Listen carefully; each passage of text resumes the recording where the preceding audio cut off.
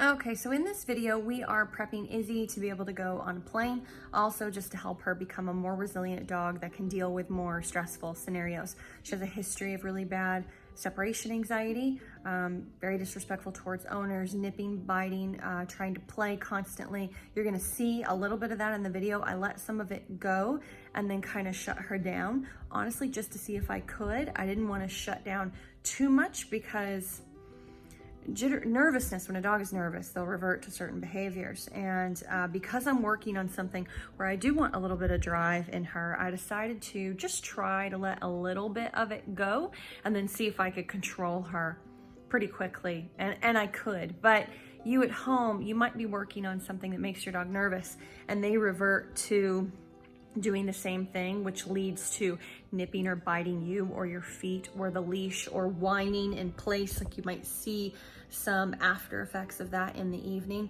So if that's the case, don't let it go as much as I let it go. I was really kind of feeling her out. And I didn't do any more. I think twice I let her kind of get to that jittery, nervous, frantic state because I let her off and rewarded her, good job. And then she took some of that jitteriness and kind of took it out on me. It was like a little bit of the old Izzy. But here's the thing, it's playfulness, and there's nothing wrong with playfulness if you can control it. But so for some context, you know, she has a history of not being able to be around even multiple people or other dogs because she's shaking with so much arousal.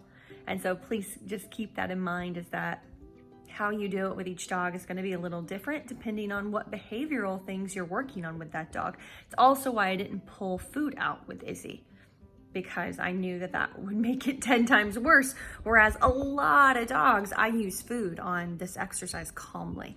And so you just got to play around, figure out what works best for you and your dog that doesn't feed too much into also the behavioral issues that you've worked so hard to overcome.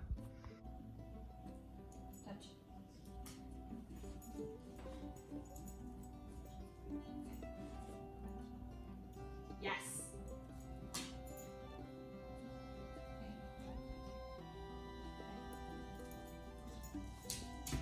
Yes, good. Good job.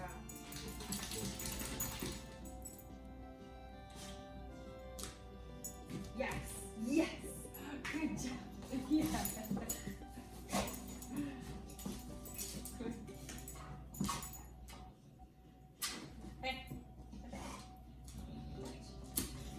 Yes. Good. Good. Good. Touch. Hey. Touch. Yes. Good. Good job. Oh, good job. Yeah, good girl. Break. Good. Touch. Touch.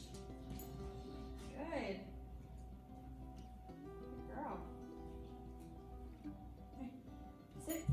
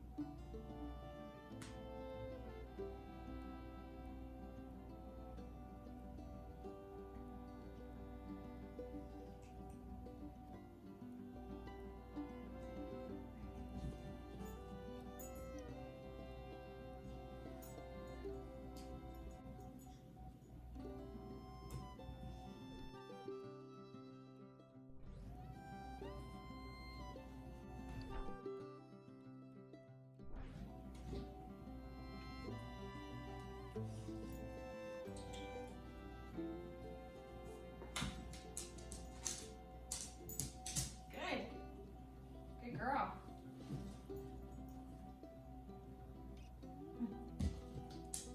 Okay, good. Hey. All right. Place. Good. Yeah, good.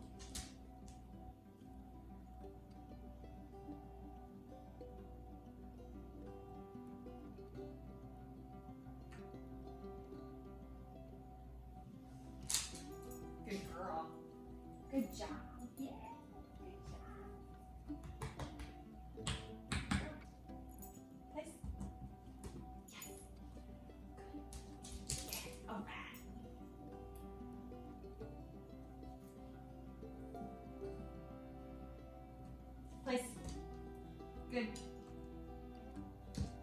Good.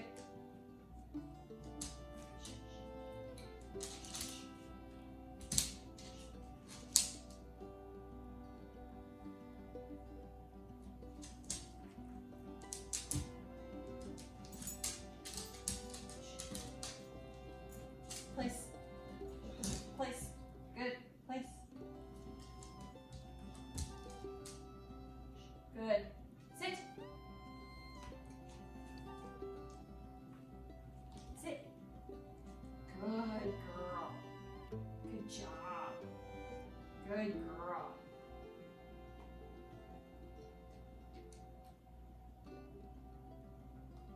Good. Good girl.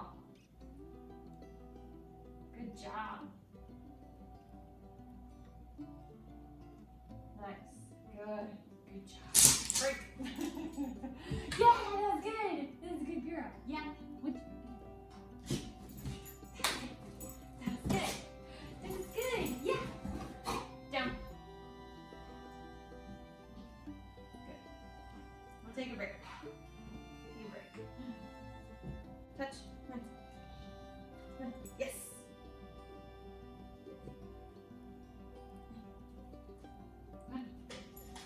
Yeah, good, good. Girl. Good girl.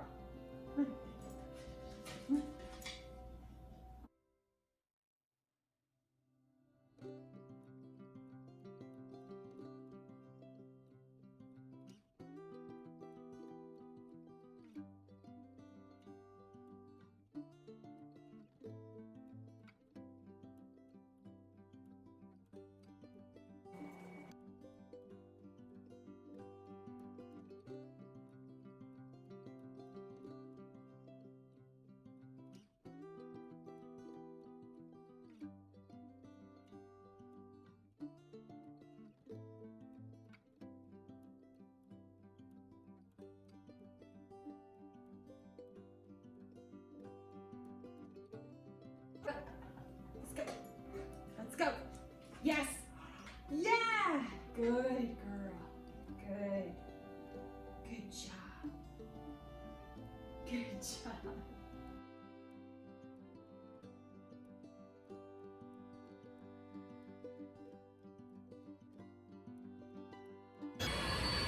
Nope.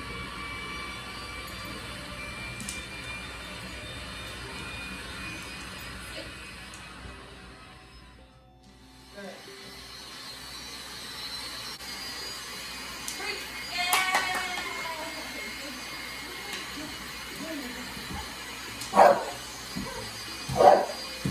Alright, now down.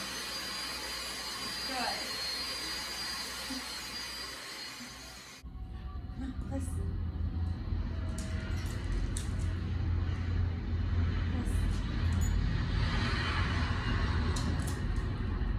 Place.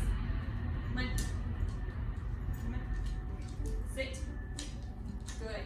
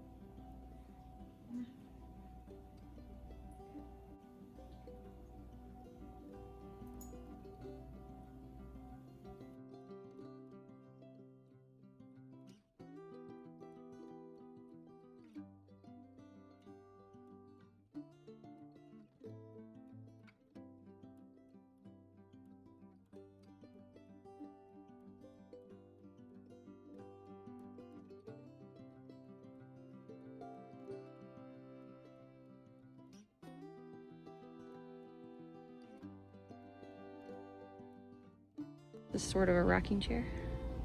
Sit. Good.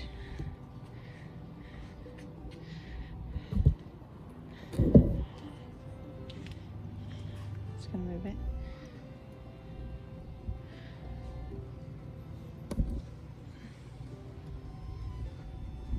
Good.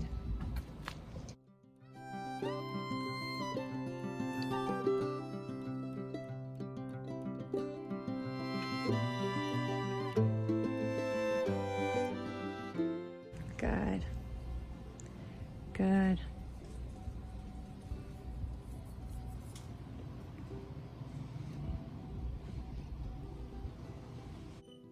Another little tip, if you guys happen to have a bass speaker at home, we have one, but I just realized it was boxed up and it wasn't plugged in for the video, but I will pull that out. That is really helpful as well to prepare them for a flight. So you can do all of those things, and instead you're adding a bass speaker instead of just playing something over the YouTube channel.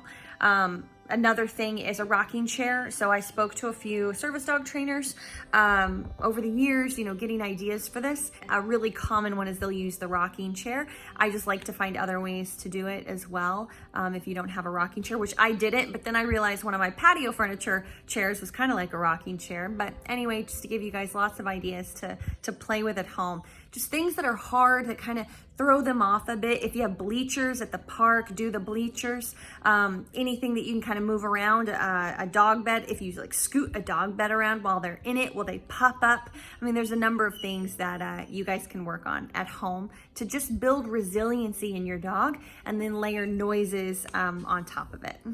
Now there's basically 3 other things. It's kind of key ingredients for this. One is to go to a very busy area and let your dog not only walk very closely to people, like if you can go through a crowd a little bit, that's like just weave through a crowd, that's really useful, but also sit and observe a lot of people going by and just watching the world go by. That's one of the key things that you need to have first before being able to go on a plane. The other thing is working up to a long downstay. So you need to practice a downstay just on the floor, no bed, no nothing, for at least a couple of hours. That needs to be something that you do. Your dog already knows how to do a downstay. So a week or 2 before your flight, make sure they're building up to 1 to 2 to even 3 hour durations in their downstays where they don't necessarily have a bed. Creating an on-off switch with your dog is always really useful. So what I mean by that is, even if you don't have any behavioral issues you're working on with your dog, can you go in the yard, pull out a toy, get your dog really, really amped up, like almost to the point of like nipping at you, kind of like you saw her do, and then be like, okay, enough, lay down. Good. And they listen. And they don't like just get really jazzed up if you get up and move again. They have their on switch that you're in charge of and their off switch. And then you can turn them on again. Play with them, roughhouse with them, throw the ball. Good job, good job, good job. Down. Get up, walk away, move around, pet them without their tail going crazy and them thinking they're gonna get up. That on-off switch is key. And real quick, the final thing is, how does your affection affect your dog? If every time you touch them, they're getting amped up, you have too much emotional connection with your dog, and you need to be able to touch them a little bit sometimes without them shooting through the roof. So you want to practice that calm affection and that relationship with your dog so they don't see you and just get amped up or touched by you and get really overexcited.